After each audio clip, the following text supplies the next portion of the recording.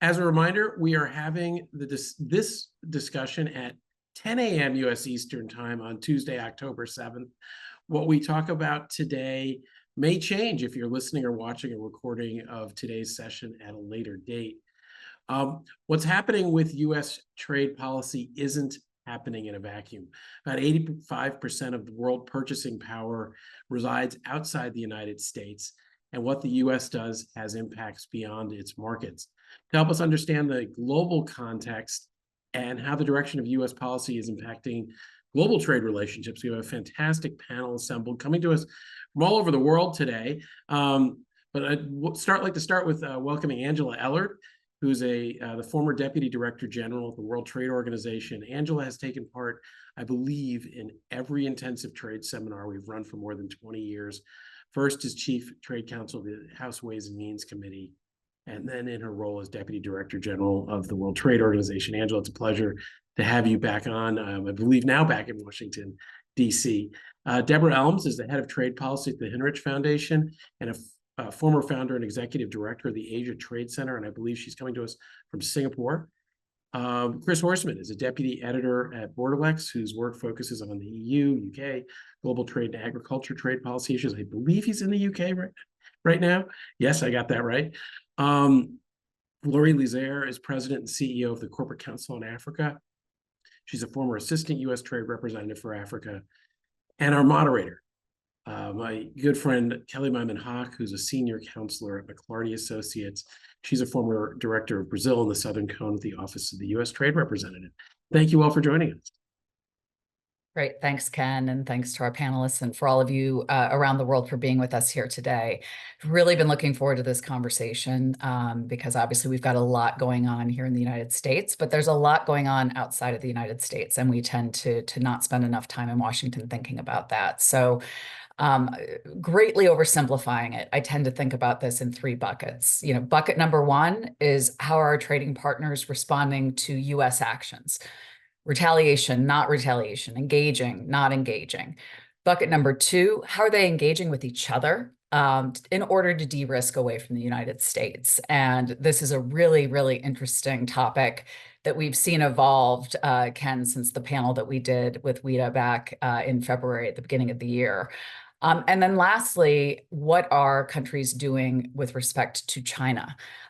Because obviously the core issue of hyper-subsidization and overcapacity hasn't gone away because of what we're doing here in the United States, and all of that production has to go somewhere. So you're seeing, Peter raised in the last panel, the fact that the Mexicans have recently endeavored to increase tariffs on China and other trading partners. We've got, the quality control orders that India has put into place, mandating inspections of factories. I was told by Rick Rosso, who handles India at McLarty, that they announced that when India had not one inspector located in China. So go figure. So everyone's kind of looking at that China bucket. How do we manage that overcapacity in interesting ways? And then finally, and Angela, I'm looking at you with this one, multilateralism. What does this mean for the global trading system? So with that, Deb, I'd like to start with you as you sit in Singapore. I think no one has written about, thought about, talked about what Southeast Asia is doing in this space. And, Southeast Asia is really sandwiched between China and the US in a very unique way. What do you see going on right now? Where are countries kind of putting their chits in order to be able to grapple with this situation? Well, that's a tough one. It's a very diverse region, and so we have different opinions across the area. But I would say, just even listening to the last hour, that it's so striking to me how different the conversations are in Washington and the conversations in Asia, completely different. All Asian conversations are always about, yeah, this totally sucks. The US has gone crazy. We don't know what we're going to do. We're going to pivot and do something else. But in the meantime, let's look for opportunities. Let's look for bright spots. Where is the growth happening? And so that sort of perpetual optimism from Asia is really striking, especially compared to other conversations. And the reason that they're so optimistic is because, well, first of all, it's a trade dependent region, right? So if you are export led and trade dependent, then you need to keep trade lanes open, point one. And that means that if you need to do something with the Trump administration to keep them from being even more difficult, then you try to do so. But your leverage is limited, including across some of the larger countries in the region. Leverage is still relatively limited. See what kind of short-term deal you might be able to cut with the Trump administration. If you write it on a napkin, whatever, as long as it doesn't get worse, that's great. So try to pacify the Trump administration, but even that's getting difficult. And I'm sure we'll come back to this, but with Trump supposed to be in this region in a week and a half and plans changing literally by the minute and new conditions getting added to the agendas of both ASEAN and APEC, nobody's happy. So like we have got deep unhappiness anyways and growing unhappiness. But that brings me to the sort of second point that I just want to make quickly, which is, however, all is not lost in Asia, because this is a very trade dependent region and they have a ton of different ways in which to engage. And so ASEAN is continuing with its own economic integration. The CPTPP, which I realize in Washington is viewed as a dead animal, is not only alive, but it's kicking and it's expanding with the announcement we're about to get on the newest 13th member with Costa Rica this year, and a long line of countries that want to join, including ones you wouldn't imagine, like Cambodia is now keen to join CPTPP. So like, that's interesting. The CPTPP countries want to coordinate better with Europe. So some sort of EU CPTPP coordination, something CPTPP in ASEAN, like that level of conversation is continuing. We have upgrades of lots of different agreements. One big one that will be announced shortly is with ASEAN and China, the third round of the upgrade between those two regions. And we've got the European Union extremely active in Asia, just signed an agreement with Indonesia. Indonesia just signed with Canada. So we have a lot of bilateral FTAs.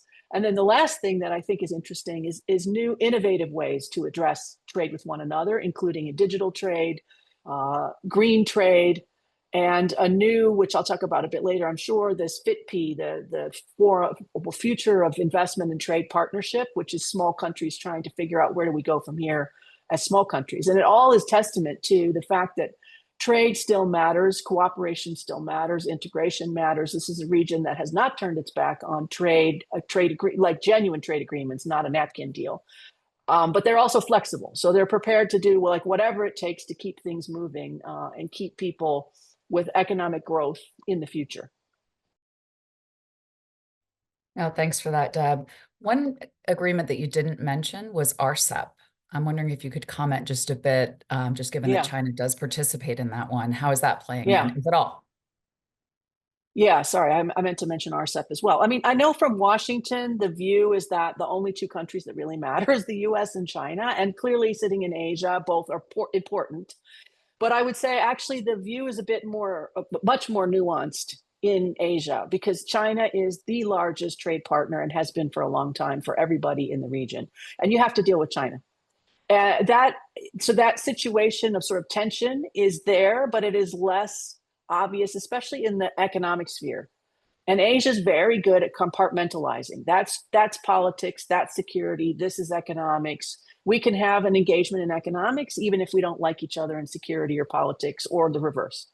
So that I think is important. And where that comes up especially is in the RCEP negotiations. So RCEP, 15 countries here in Asia, China, Japan, Korea, all 10 members of ASEAN, Australia, and New Zealand, 15 markets, with a bunch in line to join, including, again, some unusual ones, Bangladesh, Sri Lanka, very keen to get into RCEP, because this is, again, where the growth is happening.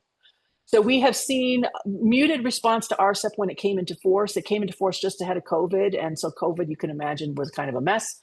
But there is a renewed push now to have RCEP become much more meaningful. And that's being driven in a lot of different ways, including by China, which they were not doing earlier. Earlier, it was very ASEAN driven. Now it's a bit more China driven.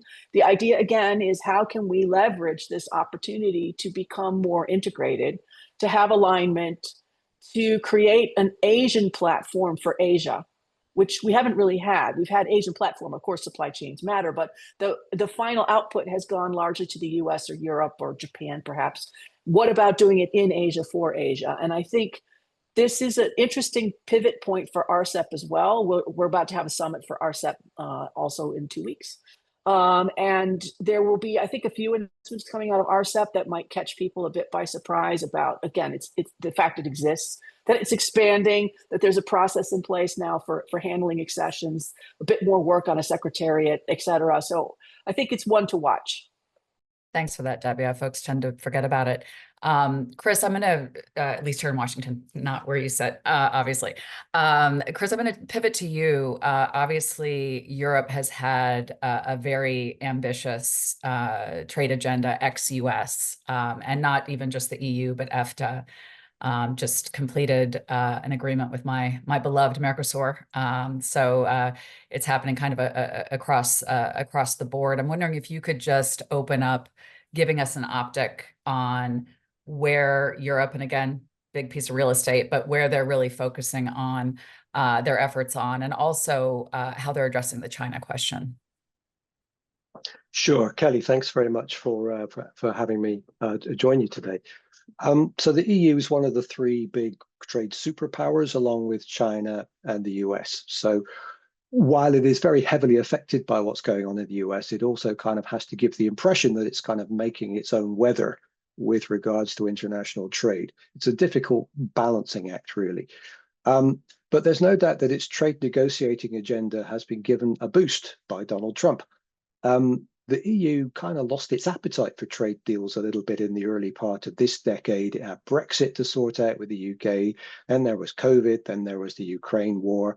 The European Parliament started to fragment, more members from fringe parties who were sort of antipathetic to free trade. But now the EU sees a need to grow its trade relationship, and I think that's for several reasons. One is economic growth. Trump's tariffs are not positive for the economic growth of any other country, whether or not it helps the US. So if trade is going to boost the economy of Europe, then it has to find that growth elsewhere. Secondly, there's a political reasoning, geopolitical reasoning. If other countries, especially developing countries, can't do business freely with the US and they can't come to Europe, then they'll turn to China. And that's not something which thrills people in Brussels particularly. And thirdly, there's a desire to send this political message that free international trade rules still matter. The WTO is kind of stuck, but free trade agreements are an option for expanding rules-based trade, and the EU is starting to move back in that direction. The EU decided not to retaliate against the tariffs that Trump imposed. It did its own napkin trade deal, to use Deborah's phrase. It's a work in progress. The EU insists on this, not least because that way it has the appearance of WTO compliance, or at least it can say it's WTO compliant without putting its tongue too far in its cheek. So that's going on, and that has given EU exporters relief from some of the worst impacts of the tariffs. But as you mentioned, Kelly, the big thing that's happened this year is that this year's chaos has finally given the EU the courage to put its Mercosur trade deal to the Council and Parliament, and that's ongoing this autumn.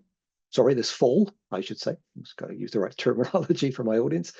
That was concluded almost 6 years ago now, but only now has the EU decided it's time to go ahead. It will be a big challenge. European farmers are very unhappy about the possible prospects of that agreement. Some farm-based member states will probably vote against it in the Council of Ministers, the likes of France, Ireland, maybe Spain, Austria. But the calculation in Brussels has now shifted. We need this deal. This deal needs to happen. It's going to be transformational for us, for the economy overall. Likewise, Mexico, there's an EU-Mexico deal which has been sitting around in limbo for several years.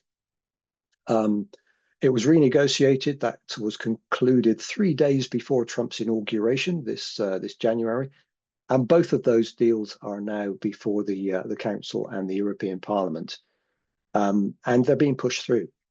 Deborah mentioned the EU's just done a deal with Indonesia. That was announced last week, a sort of traditional comprehensive free trade agreement. The EU's also been very active on digital trade. There was a new deal with South Korea, which was signed recently. And the EU is making overtures to CPTPP. Again, Deborah mentioned this. It could get more of a political boost after the CPTPP ministerial, which is happening in Australia next month. As far as China is concerned, I think the EU is taking a line of cautious engagement. It knows that it needs China as an import partner and as an export partner. And so the trade has to continue. Brussels is critical of Chinese industrial policy, just as the US is. It is pushing very hard for talks at WTO level on industrial subsidies and its impact on overcapacity. Those talks may or may not materialize. But the Commission is protecting itself against China primarily through sort of anti-dumping and countervailing duties initiatives. The Commission's latest report said that it's carried out monitoring on 15 investigations last year, 12 of them related to China. So, China is very much at the focus of that. It put tariffs on electric vehicles and batteries for electric vehicles last year, which was a big step towards protecting what is perceived to be a vulnerable part of the European economy. And just this afternoon, the European Commission is going to announce a replacement policy on steel to replace the WTO safeguards, which are going to expire in the middle of next year. And there will be a big tightening up of the quotas for Chinese steel imports, as indeed they are for every other supplier country. But it doesn't have, the EU doesn't have the same ambition as the US appears to have to sort of disconnect from China completely. I was just listening to a WTO press conference where they said there'd been a 19% drop in bilateral US-Chinese trade in the first half of this year. That's a big adjustment. There won't be anything like that in the EU. Trade will continue. They're very wary of each other. There's plenty of action going on in the WTO dispute settlement body, which continues to operate even though the appellate body is no longer functional. But it is a measured relationship, and it is continuing. Great, thank you so much. Flory, off to you. I know as a Latin America guy, I get frustrated that folks in town don't always realize how much ground we've lost in recent decades to China and Latin America. And I feel like that dynamic is almost on steroids in Africa. I'm wondering if you could paint us a picture with respect to the current state of play. And again, it's an enormous, continent. So I know it's very different from country to country, but just generally, how you see that. And obviously, this is all upon the backdrop of AGOA's expiration. Just would love your just to start off with some general comments on the picture on the continent, and where is Africa looking for friends and allies and trading partners? So thanks, Kelly. It's a great question, and thanks to WITA for having me be a part of this panel and having the Africa perspective. So I think that on the one hand, it's good for us to keep our eyes on the fact that Africa trades so much more, many times over with China, what they trade with the US. We've lost, much ground on the continent in terms of trade overall. But I think there are some other things that are perspectives. It's why I was just at a meeting with African ambassadors in Washington yesterday, and why AGOA and why trade with the US is still so important, despite the fact that it's small, is the fact that they send more manufactured products to the US than they do to China. So the composition of the trade that Africa has with the US versus the composition of their trade with China is important. So just as an example, we are Africa's top market for apparel. We are their number 3 market for autos and auto parts. And if you look at apparel, of their top 5 markets, China's not even in it. And you get countries like Kenya. CCA just hosted President Ruto in New York during UNGA, and he was talking about the fact that they had maybe about 500 million in exports of apparel alone to the US last year that supports 60,000 jobs in Kenya. So just in that one sector, their exports, they're the largest apparel exporter to the US under AGOA. So again, I think it's the composition of the trade, it's the creation of jobs, which is so important for Africans. And the thing that we hear all the time when we go to Africa is they also like the way that US companies trade and invest in Africa. They transfer skills. They hire local people as opposed to kind of what they tend to see with other companies, and not just China. We're competing with the rest of the world in Africa, and so the conversation that it's just about the US and China is totally off track. So our investments in value-added manufacturing in Africa is critical. And there has been a shift over the years, and especially during COVID, of more manufacturing in Africa closer to where the products are. We're even seeing some shifts in critical minerals. And so, AGOA makes a difference if we can invest, the US can invest in key sectors that are important for us, so that there's more supply chain resiliency. We don't want to be so dependent on China, and others, but specifically China. And if we can do more investment in lithium processing and things that are related to manufacturing batteries and so forth that we need, right? And the Trump administration has made it clear that we want to have more independence of our own, less reliance on the global market generally. Well, China is already running that market, in terms of lithium and cobalt and all of that, in terms of the value addition. But a lot of it comes from Africa. So there is a reason for US companies to invest in beneficiation of those products in Africa, so that we, the US, will partner with Africa and not be so dependent on China. So, we have to look at some of the geopolitical, some of the supply chain dynamics of why our trade with Africa, even though it is small, Africa's trade with us is less than of 1% of our total trade.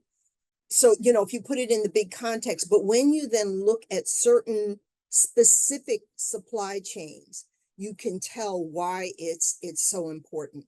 And then you can also tell why, despite their large trade, the overall amount with China, China's not in their top 5 exports of autos, not in their top 5 exports of apparel.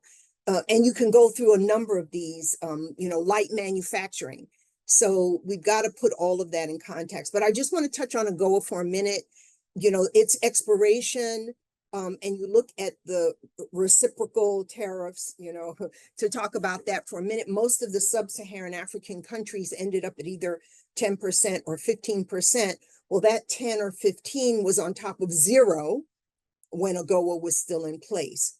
And now you have average tariffs on some of their most important exports to us that may be 17% or 27%. And when you add the 10 or 15 on top of that, then they can't compete then. And so we're going to have to look at what will happen. We are all hoping, a whole bunch of us that have been working on this are hoping that there will be a bill. Maybe it'll be language in a CR that happens in November or December, that will add maybe 1 year. That's what we're being told, 1 year of AGOA renewal, while the administration and the Hill look at aligning AGOA and other preference programs like Haiti Hope. We've been talking to the Haiti Hope people, align what they're going to do to make it more amenable to the America First trade policy. And the Africans are open to that. They're looking at AGOA and beyond AGOA. And many of them have told us that they're ready to go beyond AGOA, but they need AGOA for now to be extended. We really need a 10-year extension of AGOA, but they're not averse to looking at what needs to happen to create more mutual benefits. And the last thing I'll say is there has been mutual benefits for the United States. We have about 450,000 jobs in the US that are attached to AGOA trade, either the imports or the exports. And by the way, we have gained more in our exports to Africa over the 25 years of AGOA than the Africans have increased their trade to us in that period. And of the 34 countries that are AGOA eligible, 22 of them have trade deficits with the United States rather than trade surpluses. So, you know, there's this big picture. And, you know, I just think that we need to keep in mind that it is important for a variety of reasons. And if we don't want to push the Africans closer to China, and if we want to make sure that the US is protecting key value chains, then Africa really is the answer. And we need to make sure that we look at how we can work and partner with the Africans to increase our trade and our investment with them. And the other thing I'll mention is that DFC, the authorization for DFC ended on October 5th, on Sunday. So we have a double whammy because DFC has been investing in for US companies that are doing various projects on the continent. And so the end of AGOA on September 13th, and then the lack of authorization for DFC on October 5th, we've got to get both of those back up and running. I'll stop there. Thanks for laying all that out for us, Flori. Angela, off to you. Multilateralism, I think, you know, looking at current activity at the WTO, you know, I thought it was interesting that the Brazilians, you know, with the Bolsonaro 40% IEEPA tariffs, they went ahead and filed a case at the WTO, and we went ahead and participated in that case. You know, I'm just wondering if you can paint for us, just in light of all your recent experience, an accurate picture of what is going on there right now. Where might be the seeds of, you know, where we can move forward? Well, thank you. Thank you for the question. So great pleasure to be here at a WITA event. Thanks to Ken and Diego, of course, Kellie for moderating, and my fellow panelists. Great to see you all from far-flung places all over the world. So multilateralism is still alive, and I almost said well, alive and well. I don't want to overstate the well, but multilateralism is still functioning. WTO members are still participating, even the US. And there is, I think, at the same time, a sense that while multilateralism is incredibly valuable, it's very much in need of reform. And so that is the key focus right now. But back in early January, when the US started to announce tariffs, and all of this uncertainty developed. What happened in the WTO was you saw our Director General arguing to members to please take a pause, not to react immediately, and to use the tools, if they're helpful, of the WTO to address the uncertainty. And you'll find that's what many members did. In fact, there are few members that have actually taken retaliation against the US. As you mentioned, Brazil has brought a case under the WTO dispute settlement. And the WTO itself has been providing to those members that ask data to analyze what the impact of the tariffs would be and what the impact of retaliation would be. And I think that's been very important to show to WTO members that taking retaliation may feel good immediately. It may scratch a political itch, but at the same time, it creates even more uncertainty back home. So I think many members have taken that to heart. But then in terms of the WTO itself, what comes next? And the General Council of the WTO has been meeting for the last 2 days. Key topic, of course, being WTO reform. And the acknowledgement that multilateralism very rightly deserves criticism, but at the same time, there are a lot of benefits. You don't see members talking about withdrawing from the WTO. You hear members talk about trying to make the system better. Now, they may have very different views about what making the system better might be, but still that conversation is happening. And in fact, the fundamental reality for the WTO is that its great superpower is also its kryptonite, its Achilles heel, to mix metaphors, and that is the fact that it's member-driven, that it is not a secretariat that imposes its will on members, but it's the WTO members themselves that make decisions and determinations about how best, as sovereign members, they are to address their economic and trade policy.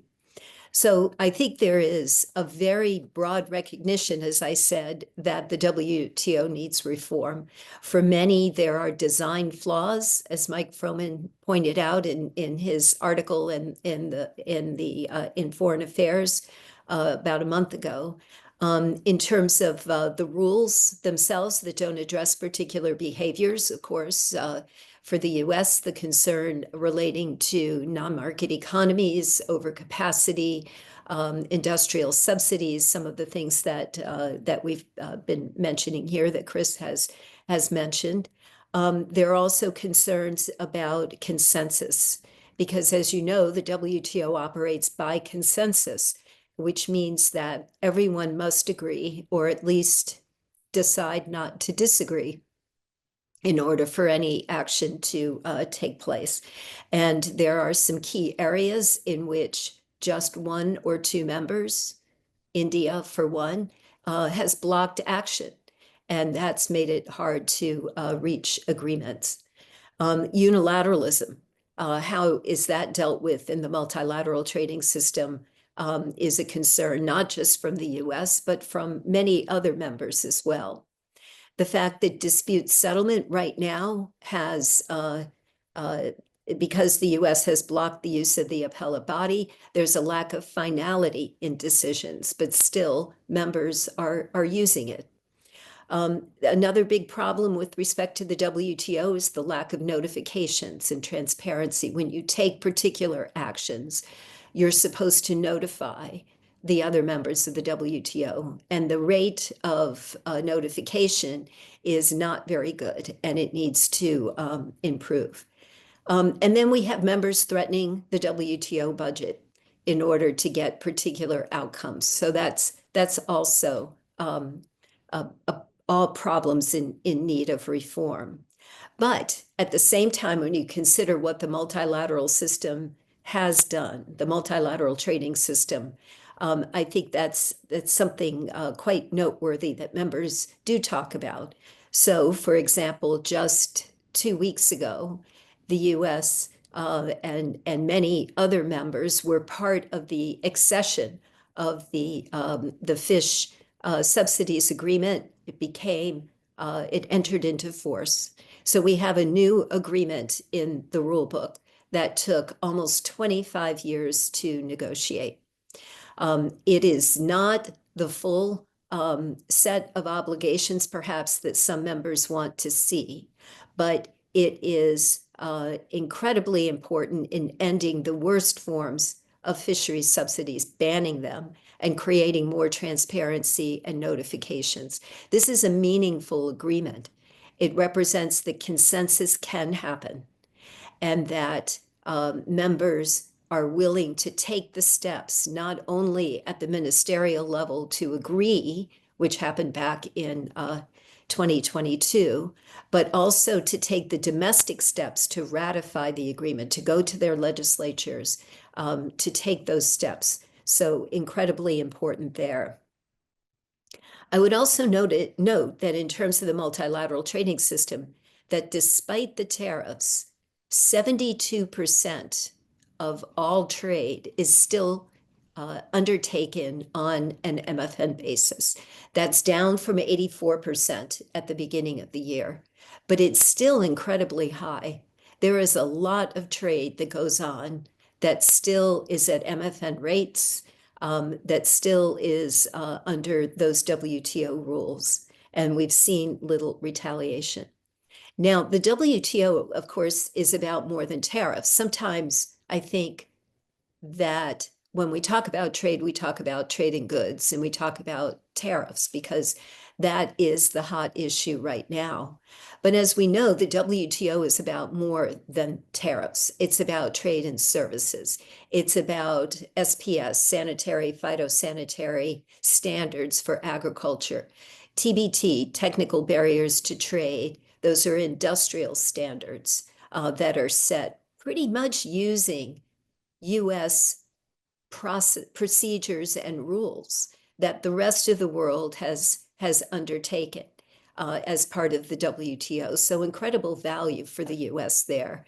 Intellectual property is another example, not to mention the issues of our time, climate change, environment, AI. Those things are being discussed in the WTO. And I think one value of the multilateral trading system is that everyone can be at the table to try to address those particular issues. Also, in terms of the multilateral trading system, dispute settlement, as I mentioned, as Chris mentioned, still is being used. You know, when you consider the statistics, since the appellate body became non-functional, there have been 48 requests for consultations. And there have been 41 panel reports. 15 of them have been adopted without appeal. The parties just agreed to adopt them. And 28 cases have been resolved by mutual agreement. Now, of course, 32 have been appealed into the void. So it's not good, but still the system is working in many important ways for members, bringing them to agreement about particular disputes that they may have about them.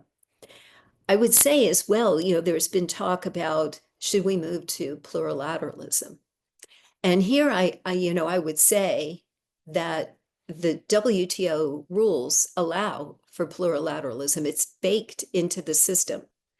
There are measures, the government procurement agreement, for example, is a plurilateral agreement. We have the investment facilitation for development agreement, the IFDA, which some 130 of the 166 members have signed on to. Now, the problem is for a multilateral agreement like the WTO, when you have plurilateralism, you need to dock that plurilateral agreement into the multilateral rulebook. But there are procedures for that. and requires consensus. India and South Africa and Turkey right now are blocking IFDA, but the discussions are underway. But I would say even more broadly, in terms of plurilateralism and bilateral agreements and some of the regional agreements that we've been talking about, the WTO was never, the members when joining the WTO and establishing the WTO never said that there shouldn't be any other mechanism. There is a variable geometry when it comes to the structure of trade relationships. And certainly I know from my time on the Hill that bilateral FTAs sometimes can be more ambitious and can push members along in terms of the rules to something that is more multilateral. But I think, in terms of plurilateralism outside of the WTO or in lieu of the WTO rules, there are some important things to keep in mind. If you go small, in other words, just a coalition of the willing to avoid those who maybe are not so willing, the effect of your agreement is going to be limited. That doesn't mean you shouldn't do it, but it's not a panacea in terms of solving all these problems if you're leaving out key members. And the deep-seated problems still don't go away. And some things cannot really be done except through a multilateral process, like industrial subsidies, for example, or issues ag subsidies. Ask the Brazilians. Yes, or ag subsidies Yeah. or environment. So these are all things that have to be taken into account. But I think the final crucial point I would make is that WTO members are still very actively participating in the process. And the discussion is about how to fix it and make it even more effective. But I think a very realistic assessment at the same time of its shortcomings. Thank you for that, Angela. Deb, I'm going to flip over to you. You planted a seed with respect to the future of investment and trade partnership. That is an initiative that I think has not gotten a lot of focus in Washington. I was hoping you could double click on that and just elaborate a bit more. Also, something you've written about quite a bit lately is just the challenges around having any sort of an integrated, coordinated approach. I think you were writing primarily with respect to Southeast Asia, but I think the point actually goes more broadly beyond your region. Wondering if you could talk to us a little bit about where countries have tried to think about having a coordinated approach to U.S. trade policy and or China, and where the challenges have come about and the opportunities. Sure, thanks very much. I'll try to be short. On FITP, which can I just say to the audience, if you have a better acronym, please let us know. Please let somebody know, because this FITP is terrible. Anyway, FITP is it's an initiative by small states. It was particularly driven by Singapore, New Zealand, and the UAE. The idea was we are small trade-dependent economies. We don't have a lot of leverage on our own, but collectively we could actually get some interesting things started as a adjunct to the WTO system. So it's not intended, let me just be clear, to replace the WTO or to do, it's really sort of how can we start to catalyze conversations in a different setting with countries that have a stake in the system surviving, and especially, and I think this is also key perhaps to this audience, deliver some concrete actionable results for the business community as quickly as possible. So they're going to officially launch next month in November in Singapore, and then they'll have rotating heads. And the idea, I think, is to really get ideas in from members and from the government, businesses operating in these 14 economies about what could they do. So I think for me, this is an interesting approach to chaos, which is how do we collectively come together and explore opportunities that otherwise wouldn't be perhaps exploited given the, things were business as usual, but here we are, let's try something new. So I think FITP is interesting. It's one of the rare opportunities to really get a coalition together. This was not started, just to be clear, against the United States as such or against China. It was really lots of reasons why the global system is stuck. Could we come up with something creative and interesting? On the why can't we get a coordinated response to the US? That's a tougher question because it seems logical that you should be able to do so. But actually, let's just take Southeast Asia, for example. We had 1 day of coordination. So 1 day of coordination led by Malaysia, they said, let's have a collective response to this. Let's say that we find this unacceptable. And it fell apart the next day, right? So why? Lots of reasons, but the piece that I did for the Hinrich Foundation last week had sort of 4 reasons, and I'll just go through them very quickly. So one is that we have differential impact of tariffs. So even within the 10 members of ASEAN, Singapore is sitting at a 10% reciprocal rate. Most of ASEAN is at 19 or 20, and then we have 2 countries at 40. And the challenge is, given that differential rate, just the headline rate is different. If you're sitting at 10, do you want to stick your head above the parapet and argue on behalf of someone who's sitting at 40? The answer is no. And then you also have differential impacts in terms of the actual impact on your trade. So the headline figure might be 19, but actually you're better off relative to someone else in the same sector exporting to the United States. So it's not just that the rates are different, it's that the rates are different compared to your competitors. And so then you say, well, do I really want to coordinate if actually I am better off than they are? Maybe I'm just happy. Of course, I pay more, or at least US consumers and businesses pay more for my things, but at least I'm not the worst hit. So that's sort of the second reason. And then the third one, I think, is usually when you form a coalition, you have to be able to say to the potential members of the coalition, it's better to be with us than not with us. And I think right now that's very challenging to say to anyone because it's unclear who's leading this sort of coalition, if you will. And it's unclear what exactly are you proposing to do and how might that be countered. That's challenging.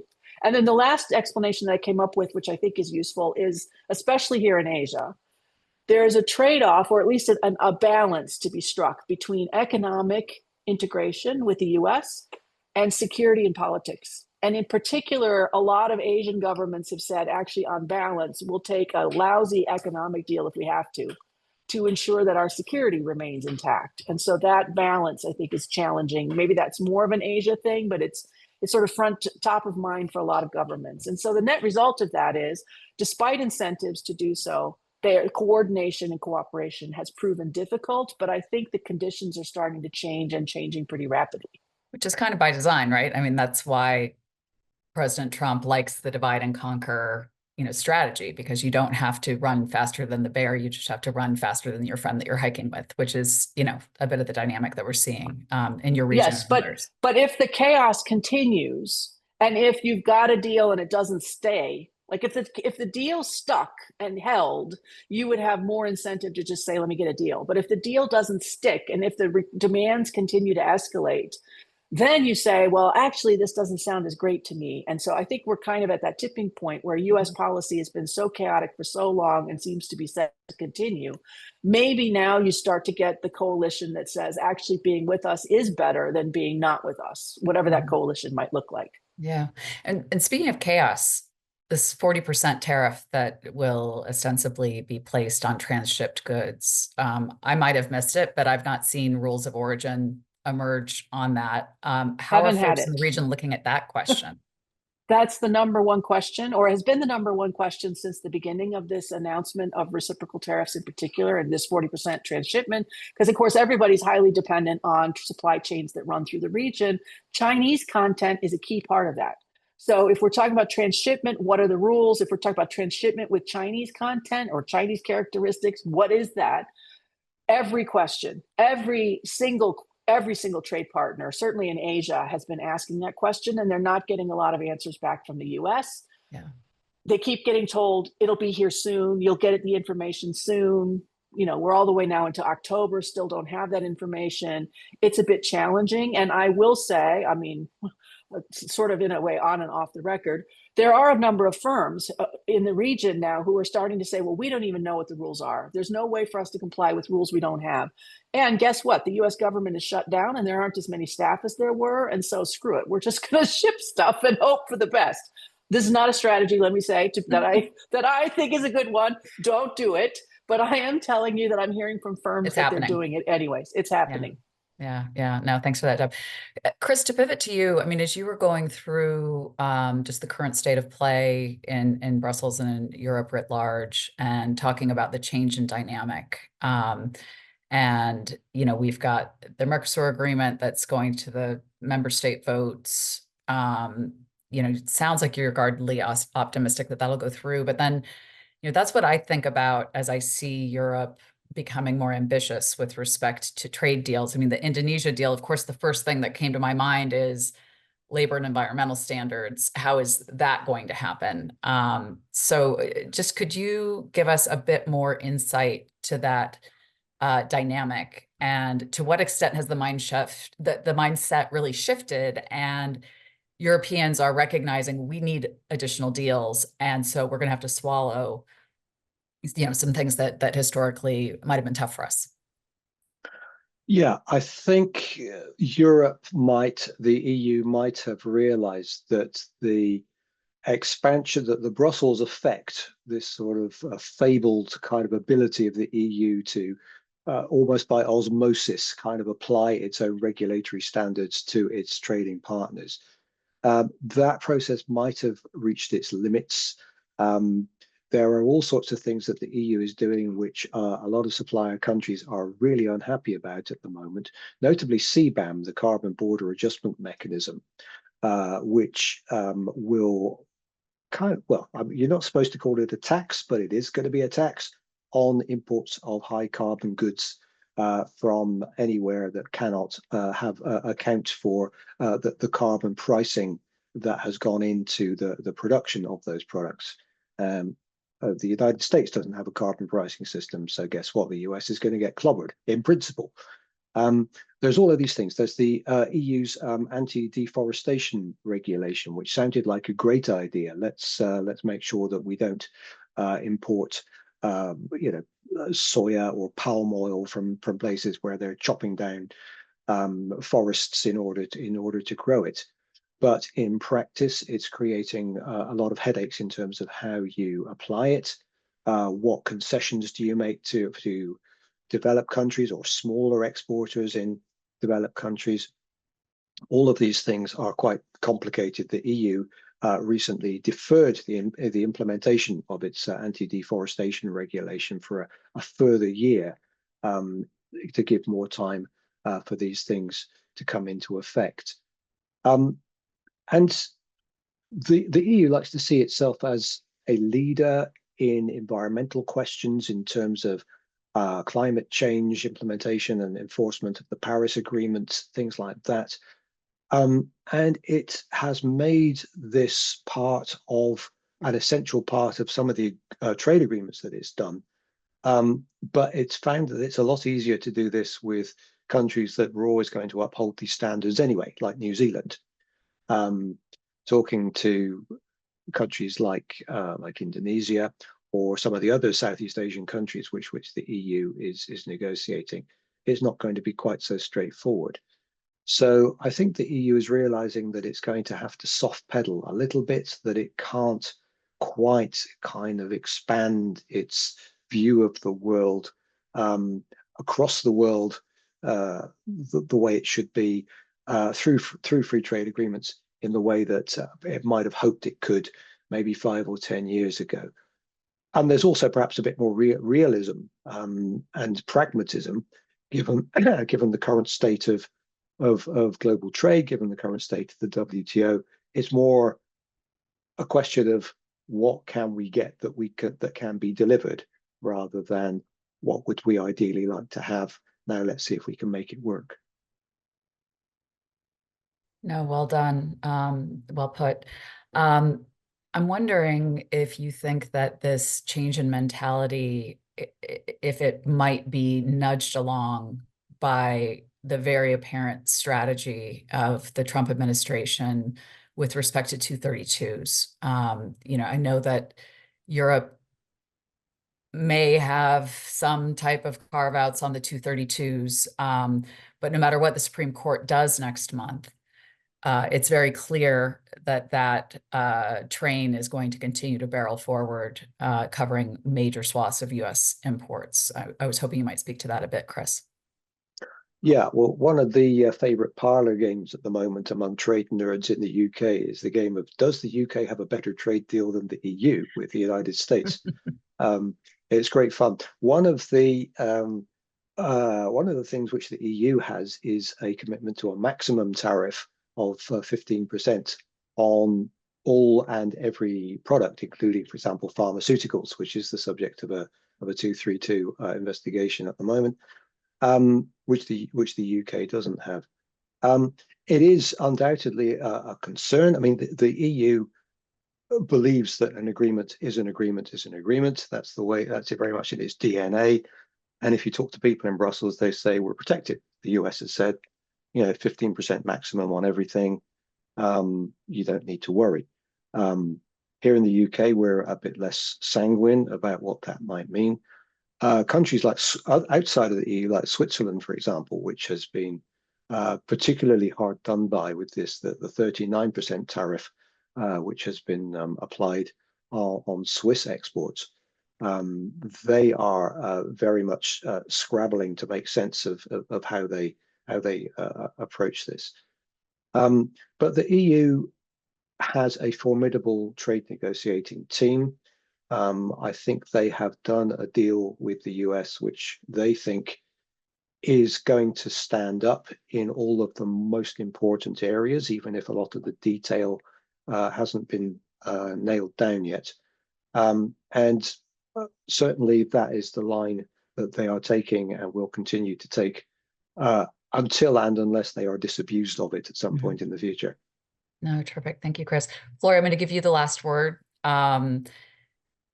Do you think that there is still, thinking of all your comments before, there's still an opening for the United States on the continent? I mean, one of my frustrations as a Latin Americanist has been that I feel like there is an opening in Latin America because you do have some of the chickens coming home to roost on Belt and Road Initiative, promised investments that didn't always materialize from China. And as you pointed out, that dynamic in Africa is the same in Latin America. There really is a desire to work with US companies and to work with the United States when possible. So perhaps you could, I hope, end on an optimistic note in the couple of minutes we have left with respect to, is there still more we can do?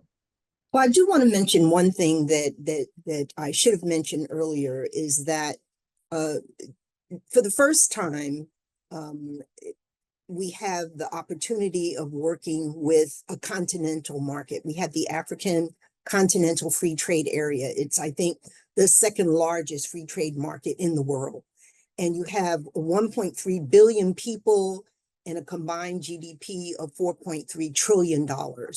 And the reason that that's important is because, as people look to trade with and invest in Africa, there's always been the question, there are 54 countries, you can't invest in all of them. The opportunities are not equal across the continent. But if you could look at the regional opportunities or even continental opportunities, how do you invest in one country and then look at expanding across maybe the East Africa region or the West Africa region, or maybe even have a whole sub-Saharan Africa strategy. And a lot of our member companies are doing that and trying to learn more about how the AFCFTA can actually be helpful to US companies who are already invested in Africa and looking to expand. So the positive here is that the renewal of AGOA, we're going to claim it, that it will indeed happen, is for the first time going to, it's going to occur when there is a continental market where they're developing regional supply chains and where US companies will be well positioned to take advantage of that and to work with the Africans across those key supply chains. So again, on a positive note, US companies are still looking at Africa. There are some that have maybe drawn back a little bit, but there are lots of investment opportunities there.